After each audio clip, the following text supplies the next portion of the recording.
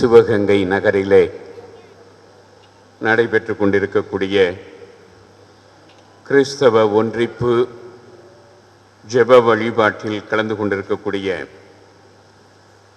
CSI குருசேகரங்களை சார்ந்த pastors Peter Joseph அவர்களே, வேதமுத்து அவர்களே, அசம்பிளி ஆஃப் காட் திருச்சபையை சார்ந்த பாஸ்டர் போர்ஜியோ அவர்களே, நமது மறைமாவட்ட முதன்மை குரு பேரருள் பணி அருள் ஜோசப் அவர்களே, முதன்மை செயலர் அருள்பணி மரிய டல்லஸ் அவர்களே, நமது மறைமாவட்டத்தினுடைய அருள் பணிக்குழுக்களுடைய ஒருங்கிணைப்பாளர் அருள்பணி செபஸ்தி அவர்களே, இங்கே வருகை தந்திருக்கக்கூடிய அருள் தந்தையர்களே, கத்தோலிக்க திருச்சபை, CSI திருச்சபை, அசம்பிளி ஆஃப் காட் திருச்சபைகளுடைய இறை மக்களே, உங்கள் அனைவருக்கும் ஆண்டவர் இயேசுவின் இனிய நாமத்தில் எனது அன்பான வாழ்த்துக்களை தெரிவித்துக் கொள்கிறேன். சிவகங்கை நகரில் நடைபெறுகிற முதல் கிறிஸ்தவ ஒன்றிப்பு ஜெப வழிபாட்டு கூட்டம் இது என்று எண்ணுகிறேன். ஒவ்வொரு ஆண்டும் எல்லா திருச்சபைகளும் கிறிஸ்தவ ஒன்றிப்பு வாரம் என்ற ஒன்றை கொண்டாடுகின்றன. ஜனவரி மாதம் 18ஆம் தேதி தொடங்கி ஜனவரி மாதம் 25ஆம் தேதி வரை ஒரு வாரம் இந்த கிறிஸ்தவ ஒன்றிப்பு வாரமாக அனுசரிக்கப்படுகிறது. ஏன் 25ஆம் தேதி என்று சொன்னால் அதுதான் பவுலுடைய மனமாற்ற திருவிழா. எனவே 18ஆம் தேதி முதல் 25ஆம் தேதி வரை கிறிஸ்தவ ஒன்றிப்பு ஜெப வழிபாடுகள் உலகமெங்கும் நடந்து கொண்டிருக்கின்றன. அதனை நம்முடைய சிவகங்கை நகரிலே, நமது மறைமாவட்டத்திலே இங்கே இருக்கக்கூடிய எல்லா திருச்சபைகளும் இணைந்து நாம் இறைவனிடம் முதலிடம் ஜெபிக்க வேண்டும், கிறிஸ்தவ ஒன்றிப்புக்கான முயற்சிகளை மேற்கொள்ள வேண்டும் என்ற ஒரு முன்னெடுப்பு தான் இன்றைய நாளில் நாம் அனைவரும் புனித அலங்கார அன்னை பேராலயத்திலே ஒன்று கூடி நிகழ்த்துகிற இந்த ஜெப வழிபாடு. குறுகிய கால அவகாசத்தில் ஒரு வாரத்திற்குள்ளாக இந்த முன்னெடுப்பை எடுத்து இவ்வளவு சிறப்பாக ஏற்பாடு செய்திருக்கக்கூடிய நம்முடைய வியானி மறைப்பணி நிலைய இயக்குனரும் அருள்பணி குழுக்களுடைய ஒருங்கிணைப்பாளருமாகிய அருள்பணி செபஸ்தி அவர்களுக்கும், சிவகங்கை மறைவட்ட அதிபரும் பேராலய பங்குத்தந்தையுமாகிய அருள்பணி ஜெபமாலை சுரேஷ் ஆகிய இருவருக்கும் என்னுடைய அன்பான பாராட்டுக்களை தெரிவித்துக் கொள்கிறேன். கிறிஸ்தவ ஒன்றிப்பு என்பது எதற்காக நிகழ்கிறது என்று சொன்னால் அது ஒரு முக்கியமான காரணத்திற்காக, ஃபார் அன் எக்ஸிஸ்டென்ஷியல் ரீசன் என்று சொல்வார்கள். கிறிஸ்தவர்கள் வாழ வேண்டும் என்றால் அவர்கள் ஒன்றாக இருக்க வேண்டும். காரணம், சில நாடுகளில் கிறிஸ்தவர்கள் பெரும்பான்மையாக இருக்கிறார்கள், அவர்களுக்கு என்ற ஒரு சமூக பாதுகாப்பு இருக்கிறார். ஐரோப்பிய நாடுகள், அமெரிக்க நாடுகளிலே கிறிஸ்தவர்கள் பெரும்பான்மையாக இருக்கிறார்கள். அதே போல தென் அமெரிக்க நாடுகளிலே கிறிஸ்தவர்கள் பெரும்பான்மையாக இருக்கிறார்கள். மற்றைய ஐரோப்பிய, ஆசிய கண்டங்களிலே கிறிஸ்தவர்கள் சிறுபான்மையாக இருக்கிறார்கள். ஒரு சமூக பாதுகாப்பு வேண்டுமென்றால் சோஷியல் செக்யூரிட்டி, கிறிஸ்தவர்கள் எல்லோரும் ஒன்றிணைந்தால்தான் அவர்களுக்கு கிடைக்கும் என்பது உறுதியாயிருக்கிறது. நைஜீரியாவிலே பாருங்கள், எத்தனை கிறிஸ்தவர்கள் கடத்தப்படுகிறார்கள், கொல்லப்படுகிறார்கள். நம்முடைய நாட்டில் சொல்ல வேண்டிய அவசியம் இல்லை. எனவே ஃபார் அன் எக்ஸிஸ்டென்ஷியல் ரீசன் நாம் ஒரு சமூகமாக இருக்க வேண்டும் என்றால், நாம் பாதுகாப்பாக இருக்க வேண்டும் என்றால், நாம் எல்லோரும் இணைந்திருக்க வேண்டுவது கட்டாயமாக இருக்கிறார். அதையும் கடந்து ஃபார் அ பிப்ளிக்கல் ரீசன், திருவிவிலியத்தினுடைய காரணம் என்ன என்று சொன்னால், ஆண்டவர் இயேசுவே விரும்பியது அதுதான். எல்லோரும் என்று அதனை மேற்கோள் காட்டினார்கள். யோவான் நற்செய்தி 17வது அதிகாரம் 21வது வசனத்தில் ஆண்டவர் இயேசு தந்தையாம் இறைவனை பார்த்து மன்றாடுகிறார். 3 வசனங்கள். எல்லோரும் ஒன்றாயிருப்பார்கள், ஃபர்ஸ்ட் பிரேயர். 2வது, நீர் என்னுள்ளும் நான் உம்முள்ளும் இருப்பது போல் அவர்களும் ஒன்றாயிருப்பார்களாக. 3வது, இதனால் நீரே என்னை அனுப்பினீர் என்று உலகம் விசுவசிக்கும். முதலிலே ஆண்டவர் இயேசு என்ன சொல்லுகிறார்? எல்லோரும் ஒன்றாயிருப்பார்களாக, எல்லா சபையினரும் ஒன்றாயிருப்பார்களாக. உலக வரலாற்றிலே பார்த்தீர்கள் என்றால், அல்லது கிறிஸ்தவ வரலாற்றிலே முதல் 450 வருஷங்கள் திருச்சபை ஒரே திருச்சபையாக இருந்தார். அதனால தான் கேத்தலிக் சர்ச் என்ற பெயரே வந்தது. உலகத்தில் எந்த நாட்டில் கிறிஸ்தவம் இருந்தாலும் அது ஒரே சபையாகத்தான் இருந்தது. முதல் பிரிவு கிபி 450 தான் வந்தது. அப்பொழுதுதான் கீழை திருச்சபைகள், ஓரியண்டல் சர்ச்சஸ், ஒரே ஒரு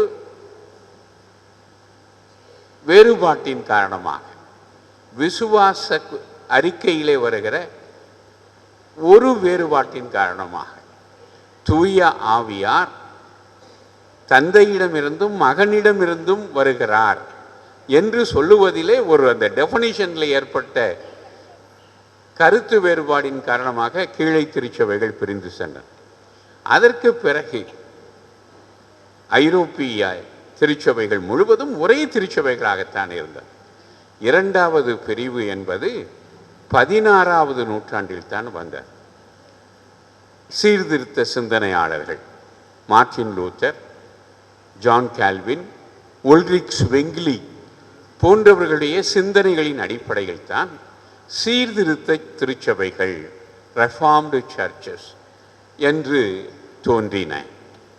அதற்கு பிறகு 3வது பெரும் பிரிவு என்று சொன்னால் பெந்தகோஸ்தே சபைகள் 20ஆம் நூற்றாண்டினுடைய தொடக்கத்தில் ஏறத்தாழ தோன்றியவை அல்லது இறுதியில் தோன்றியவை. இப்படி பல சபைகள் 2000 ஆண்டுகளிலே கடந்த 1650 வருடங்களாகத்தான் காணப்படுகிறது. இப்படி சபைகள் பிரிந்திருந்தால் அதை அப்பொழுதே இயேசு புரிந்திருக்கிறார். அதனால்தான் அவர் சொன்னார், எல்லோரும் ஒன்றாய் இருப்பார்களாக. நான் சொன்னேன், நாம் பாதுகாப்பாக இருக்க வேண்டும் என்றால், அடி வாங்காமல் இருக்க வேண்டும் என்றால், நாம் பலமாக இருக்க வேண்டும். பலமாக இருப்பது என்பது ஒன்று சேர்ந்திருப்பது. இதுதான் ஒரு சமூக காரணம். ஆனால் ஆண்டவர் இயேசு இறையியல் காரணத்திற்கு செல்கிறார். எதற்கு? முதலிலே அவர்கள் ஒன்றாயிருப்பார்கள். எப்படி என்ற கேள்விக்கு அவரே பதில் சொல்லுகிறார்.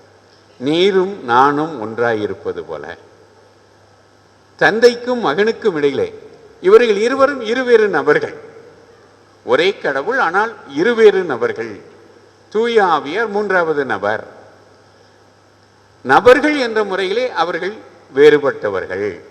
ஆனால் அவர்கள் சிந்தனையில், செயல்பாட்டில் அவர்கள் ஒரே மயமாக இருக்கிறார்கள். எனவே நீரும் நானும் ஒன்றாயிருப்பது போல.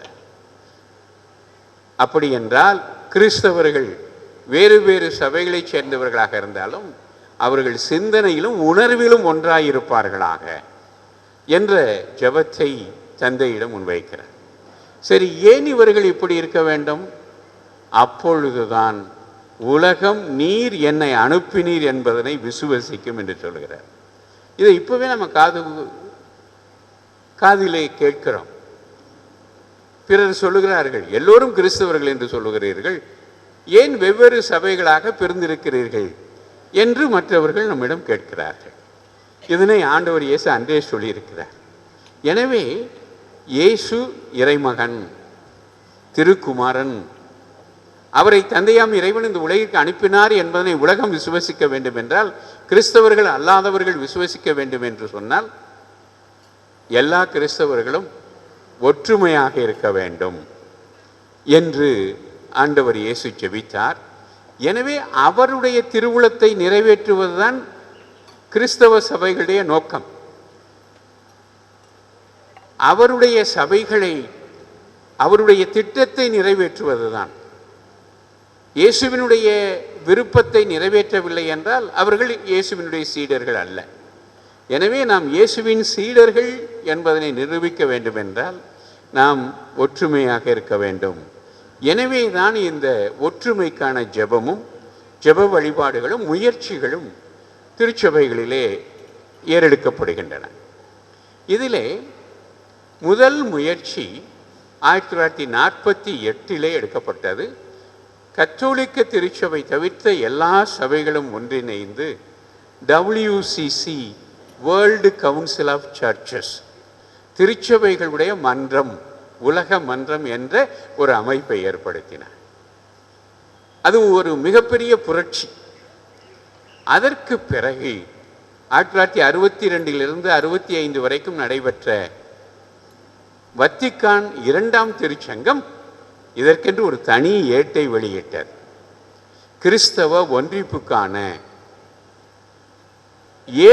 ஏடு ஒன்றை வெளியிட்டு நாம் எல்லோரும் ஒன்றாக இருக்க வேண்டும், அதுதான் கிறிஸ்துவினுடைய திருவுளம், விருப்பம் என்பதனை தெளிவாக சொல்லியிருக்கிறார். எனவே அந்த அடிப்படையிலே தான் கிறிஸ்துவினுடைய திருவுளம் நிறைவேறுவதற்காகவும் நாம் சமூகமாக பாதுகாப்போடு இருப்பதற்கும் கிறிஸ்தவ ஒற்றுமை தேவைப்படுகிறது. கிறிஸ்தவ ஒற்றுமைக்கு முன்பாக மானுட ஒற்றுமை தேவைப்படுகிறது. மனிதர்கள் ஒற்றுமையாக இருக்க வேண்டும். உலக வரலாற்றை எடுத்துக்கொள்வோம். உலக வரலாற்றிலே 2 காரணங்களால் மனிதர்கள் கொல்லப்பட்டிருக்கிறார்கள், மனிதர்கள் அழிக்கப்பட்டிருக்கிறார்கள். ஒன்று இயற்கை சீற்றங்கள், வெள்ளம், புயல், சுனாமி, எரிமலை போன்ற இயற்கை சீற்றங்கள். மனிதகுலம் தோன்றியதிலிருந்து அவ்வப்பொழுது இயற்கை சீற்றங்கள் வந்திருக்கின்றன. இந்த இயற்கை சீற்றங்கள் மனிதர்களை கொன்றிருக்கின்றன. ஆனால் 2வது தான் அதிக மனிதர்களை கொன்றார். அது எது என்று சொன்னால், மனிதர்களிடையே ஏற்பட்ட பிணக்கு, பிணக்கின் காரணமான பிளவு, பிளவின் காரணமான போர்கள். எனவே போர்கள் தான் மனித வரலாற்றில் லட்சக்கணக்கான மனிதர்களை கொன்று குவித்தது. இயற்கை சீற்றங்கள் கூட மனிதர்களை கொடுமைப்படுத்தாமல் அவர்களை எடுத்து விடுகின்றன. ஆனால் மனிதர்களுடைய போர்கள் தான் அவர்களை குத்தி கொலை செய்து, அடித்து சித்திரவதை செய்து கொலை செய்திருக்கின்றன. இப்படி போர்கள் தான் அதிக உயிர்களை அழித்திருக்கின்றன. இந்த போர்களிலே 2 வகை போர்கள் இருக்கிறது. அரசியல் காரணங்களுக்கான போர்கள், 2வது சமயங்கள் சார்ந்த காரணங்களுக்கான போர்கள். வரலாற்றை சற்று ஆய்வு செய்து பார்த்தால், அரசியல் காரணங்களுக்கான போர்களை விட சமய காரணங்களுக்கான போர்களால் அதிக மனிதர்கள் இறந்திருக்கிறார்கள், அழிக்கப்பட்டிருக்கிறார்கள். சமயம் என்பது மனிதனை பக்குவப்படுத்துவதற்காக வழங்கப்பட்ட ஒரு கொடை. ஆனால் அந்த சமயம்தான் நிறைய மனிதர்களை அழித்திருக்கிறது, ஈவிரக்கம் இல்லாமல் கொண்டிருக்கிறது. முதல் உலகப் போருக்கு முன்பாக ஐரோப்பாவிலே 30 years war, 30 ஆண்டுகள் போர் நடந்திருக்கிறது. அது யாருக்கு இடையிலே என்றால் பிற சபையினர், சீர்திருத்த சபைகளுக்கும் கத்தோலிக்க சபைகளுக்கும் இடையிலே எப்படி ஒரே கடவுளை, மூவொரு கடவுளை, குறிப்பாக இயேசு ஆண்டவரை வழிபடுகிற இந்த மனிதர்கள் அன்பை போதித்தவர், அன்புக்காக தன்னை கையளித்தவர், அவருடைய சீடர்கள் அவருடைய பெயரால் ஒருவரை கொன்றார்கள் என்பது இன்றைக்கும் பெரிய கேள்விதான். ஆனால் இப்பொழுது கிறிஸ்தவர்கள் ஒரு பாடத்தை கற்றிருக்கிறார்கள். என்ன பாடம் என்று சொன்னால், நிச்சயமாக கிறிஸ்தவத்தின் பெயரால் ஒருவரை அழிக்கக்கூடாது, அது மிகப்பெரிய பாவம் என்பதனை இப்பொழுது உணர்ந்திருக்கிறார்கள். அதனால் எங்கும் சபைகளின் பெயரால் போர்கள் இனிமேல் நிகழாது என்று நான் நம்புகிறேன். ஆனாலும் கூட நாம் தனித்தனியாக தனிச்சபைகளாக இருக்கிறோம் என்று சொன்னால் கடவுளை தனித்தனியாக வணங்குவதிலே தவறில்லை தான். ஆனால் கிறிஸ்தவர்கள் என்ற உணர்வில் நாம் ஐக்கியப்பட வேண்டும். முதல் முறையாக பல ஆண்டுகளுக்கு பிறகு நாம் 2025 கிறிஸ்மஸ் விழாவை ஒருங்கிணைந்த கிறிஸ்மஸ் விழாவாக கொண்டாடினோம். அப்பொழுது தலைவர்கள் சொன்னார்கள், ஆண்டிற்கு ஒரு முறை கிறிஸ்தவ ஒன்றிப்பு கிறிஸ்மஸுக்காக சேர்வதை மட்டும் செய்யாமல் பல சமயங்களிலே நாம் கூட வேண்டும் என்று கேட்டுக்கொண்டார்கள். அந்த அடிப்படையிலே இப்பொழுது இந்த கிறிஸ்தவ ஒற்றுமை வாரத்தில் நாம் அனைவரும் கூடுவது அர்த்தம் உள்ளதாக இருக்கிறது. எனவே இந்த ஒற்றுமை என்பது மிக மிக முக்கியம், சமூகத்திற்கு தேவையான ஒன்று. இந்த ஒற்றுமை நீங்கி போர்கள் ஏற்பட்டு மனிதர்களையே அழிக்கிறார்கள் என்றால் இன்னும் அவர்கள் சிவிலைஸ்டு சிட்டிசன்ஸாக மாறவில்லை, இன்னும் காட்டுமிராண்டிகளாகத்தான் இருக்கிறார்கள் என்று அர்த்தமாகிவிடுகிறது. எனவே மனிதர்கள் ஒற்றுமையாக வாழ வேண்டும், சகோதரர்களாக வாழ வேண்டும். அதுதான் ஒரு முதிர்ச்சி அடைந்த மனித சமூகத்தினுடைய அடையாளம். அதனைத்தான் ஜனநாயகம் என்ற வார்த்தை எப்பொழுது வலியுறுத்துகிறது. எல்லா ஜனங்களும், ஒரு நாட்டை சார்ந்த அனைவரும் சமமானவர்கள், அந்த நாட்டிலே குடிமக்கள் என்ற முறையில் அவர்களிடம் பேதம் இல்லை. மதம் சார்ந்தோ மொழி சார்ந்தோ சாதி அடிப்படையிலோ அவர்களிடம் ஏற்றத்தாழ்வு இருக்கக்கூடாது என்று சொல்வதுதான் ஜனநாயகம். அதையும் கடந்து இந்த பிளவு கூடாது என்பதற்கு காரணம், கிறிஸ்தவர்கள் என்ற முறையில் ஒரே இறைவன், ஒரே தந்தை, நாம் எல்லோரும் சகோதர சகோதரிகள். அதனால்தான் கர்த்தர் கற்பித்த ஜெபம் விண்ணுலகில் இருக்கிற எங்கள் தந்தையே என்று ஆரம்பிக்கிறார். பரலோகத்தில் இருக்கிற எங்கள் பிதாவே. அப்படி என்றால் என்ன அர்த்தம்? கடவுள் ஒருவர் தான் தந்தை, நாம் எல்லோரும் சகோதர சகோதரிகள். இந்த ஒருமைப்பாட்டிலே நாம் வளர வேண்டும். இந்த உணர்வை வழங்குவது தான் இந்த நாள் நமக்கு வழங்கி கொண்டிருக்கிறது.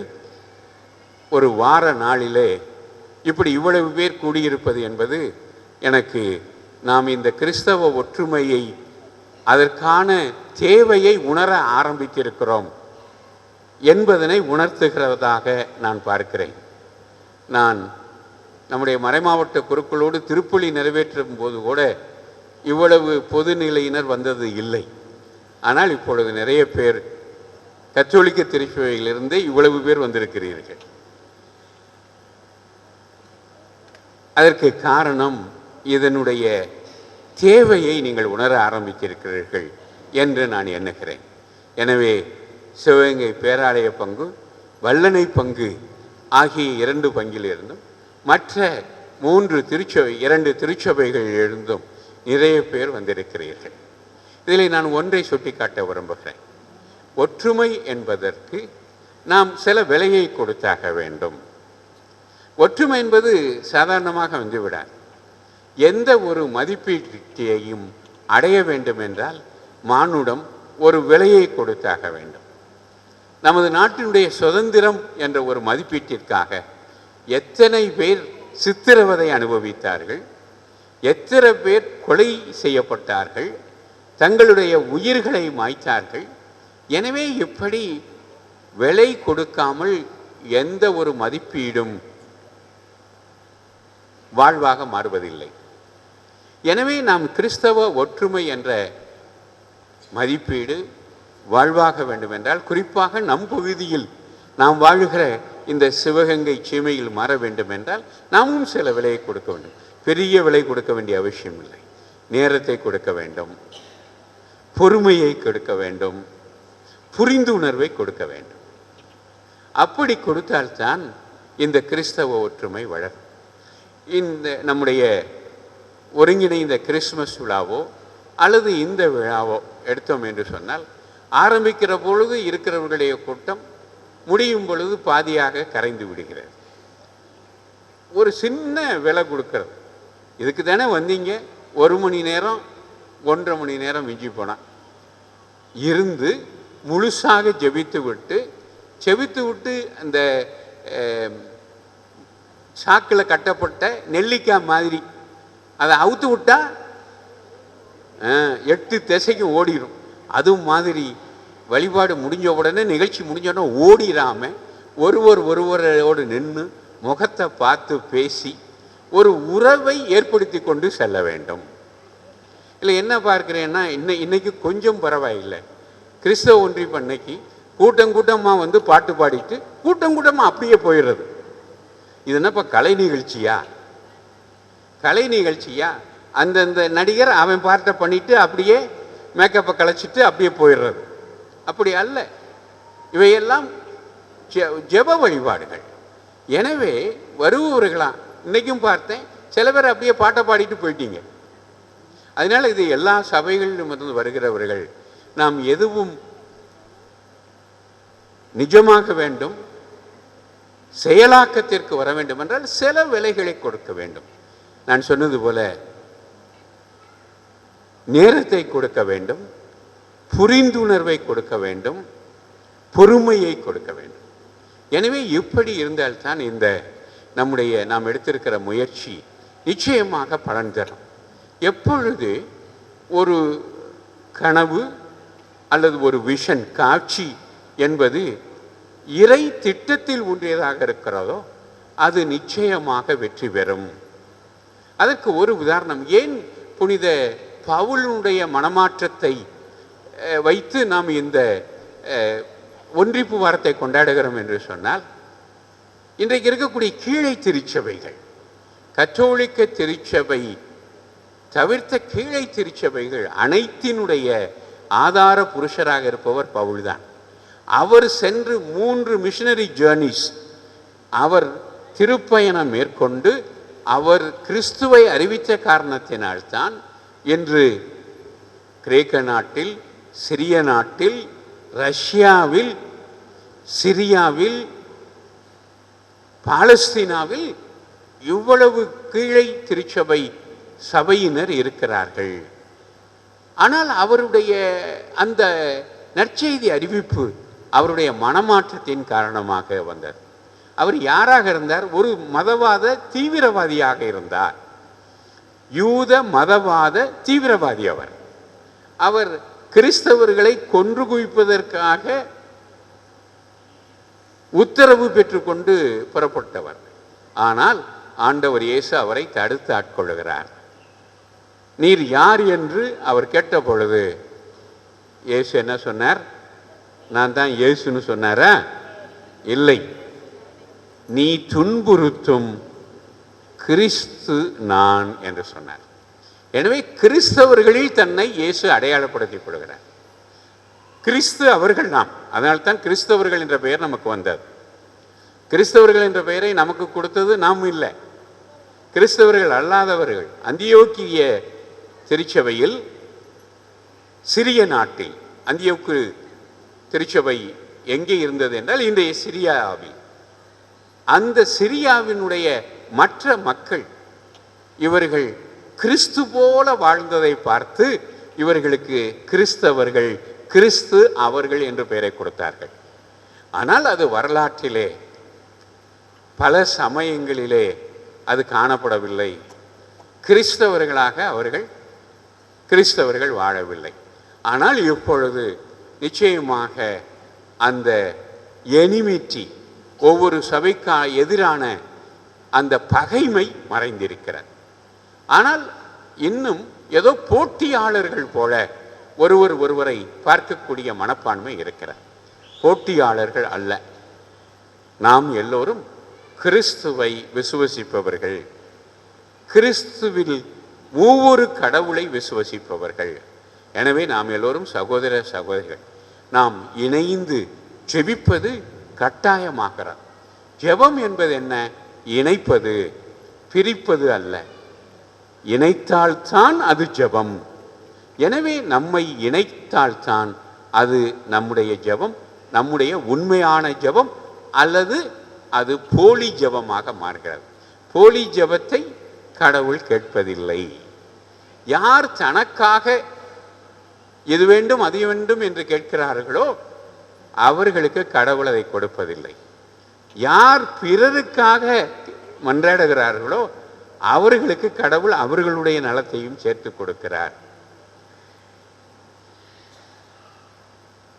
கோயிலுக்கு வர்றோம், ஆலயத்துக்கு வருகிற பொழுது வெளியே இருந்து உட்கார்ந்து கொண்டு கையேந்துகிறார்கள். அவர்களுக்கு பேர் என்ன? பிச்சைக்காரர்கள். சார், நாம் இங்கே வர்றோம், நாம் இங்கே வந்து நம்ம என்ன கேட்குறோம்? என் பொண்ணுக்கு சீக்கிரம் மாப்பிள்ளை வேணும், என் மகனுக்கு வேலை கிடைக்கணும், என் புருஷன் குடியை நிறுத்தணும், அல்லது என் பொண்டாட்டி தினமும் என்னை திட்டுறதை விட்டுட்டு வாரத்துக்கு ஒரு முறை மட்டும் திட்டிக்கிறணும். இப்படி நமக்கு வேணுங்கிறத தானே கேட்குறோம். அப்போ நம்ம யாரு?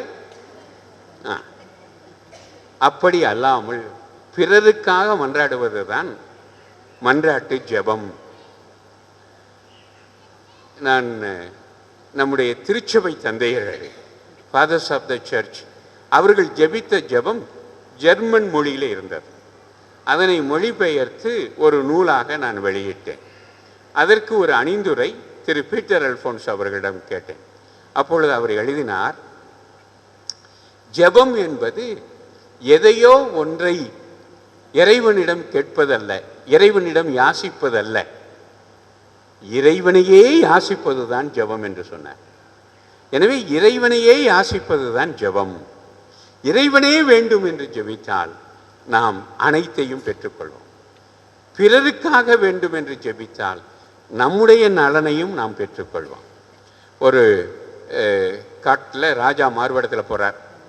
அப்போது கொள்ளையர்கள், அந்த பகுதி கொள்ளையர்கள், ராஜான்னு தெரியாமல் வசதியான ஒருத்தன் குதிரையில் போகிறான், அடித்து பொருளை எடுத்து வரணும்னு சொல்லி பிளான் பண்ணுறான். அந்த ஊரில் இருந்த 3 வாலிபர்கள் அதை தெரிய வருகிறார்கள். அவன் என்ன பார்க்குறான், இல்லை யாரோ ஒருத்தர் பாவம், அவரை இவங்க அடித்து குற்றுயிராக்க போகிறாங்க, நம்ம காப்பாற்றணும்னு காப்பாற்றிடுறாங்க.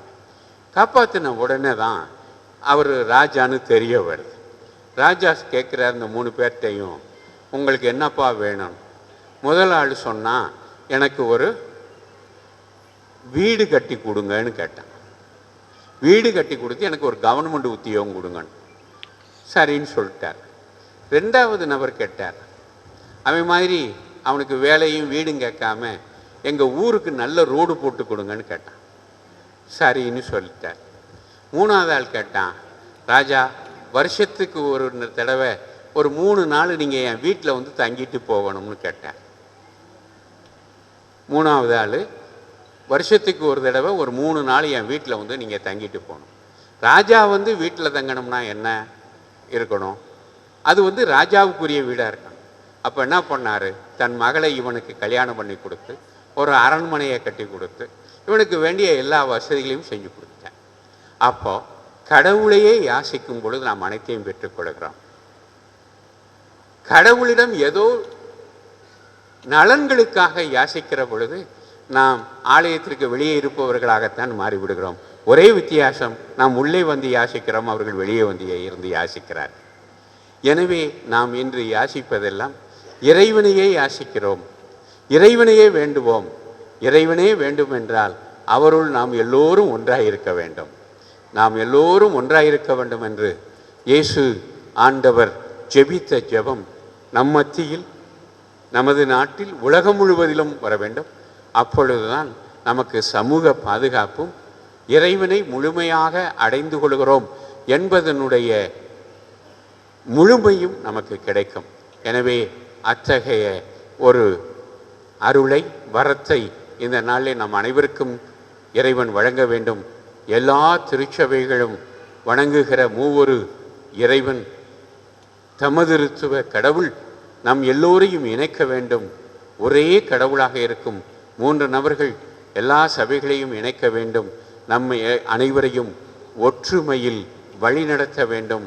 அப்பொழுது இயேசுவினுடைய ஜெபம் நிஜமாகும். எல்லோரும் ஒன்றாய் இருப்பார்களாக என்ற மன்றாட்டை ஆண்டவரே எங்கள் மத்தியில் நிஜப்படுத்தி அருளும். ஆமென்.